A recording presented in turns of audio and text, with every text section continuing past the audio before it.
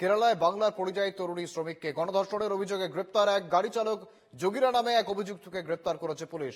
বাম শাসিত কেরালায় গণধর্ষণের শিকার বাংলার পরিযায়ী শ্রমিক তার পাশে তৃণমূলের সর্বভারতীয় সাধারণ সম্পাদক অভিষেক বন্দ্যোপাধ্যায় তার নির্দেশে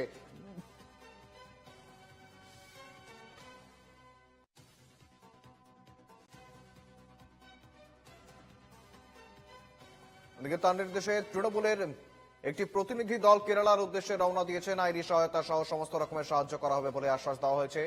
অভিযোগ 18ই আগস্ট কেরালে গণধর্ষণের শিকার হন দক্ষিণ 24 পরগনার মহেশতলার এলাকার ওই বাসিন্দা। জানবো আরো বিস্তারিত, আমার সঙ্গে রয়েছেন প্রতিনিধি বিশ্বজিৎ নস্কর। বিশ্বজিৎ, রীতিমতো মহেশতলা এলাকার এক বাসিন্দা, এক পরিযায়ী শ্রমিক তরুণী কেরালায় গণধর্ষণের শিকার, এমনটাই অভিযোগ উঠছে।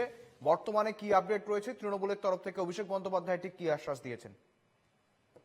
দেখো শুভেন্দু, তুমি যেমনটা জানাচ্ছিলে একদমই তাই। কেরলে গিয়ে গণধর্ষণের শিকার মহেশতলা সন্তোষপুর 11 নম্বর ওয়ার্ডের 16 বিঘা বস্তি এলাকার এক কিশোরী।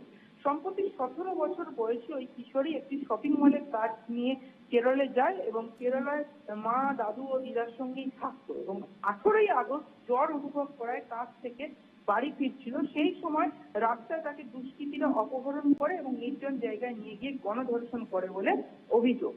এই খবর যায় ডায়মন্ড হারবারের সাংসদ অভিষেক বন্দ্যোপাধ্যায়ের কাছে। তার নির্দেশে 6 সদস্যের প্রতিনিধি দল কেরলের উদ্দেশ্যে রওনা দেন এবং নির্যাতিতা পরিবারের সঙ্গে দেখাও করেছেন তারা বলে খবর।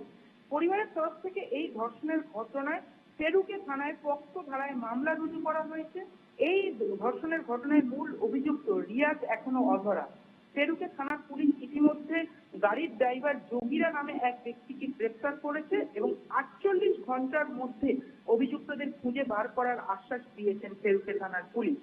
নির্যাতিত কিশোরের মেডিকেল রিপোর্ট অনুযায়ী একজন ধর্ষণ করেছে, কিন্তু নির্যাতিত পরিবারের অভিযোগ তাদের মেয়েকে গণধর্ষণ করা হয়েছে। যদিও এখনো পর্যন্ত মেডিকেল রিপোর্ট হাতে পাননি সাংসদের পাঠানো প্রতিনিধি দল, তবে ওই তরুণীকে সব রকম সাহায্য করবেন বলে তারা আশ্বাস দিয়েছেন।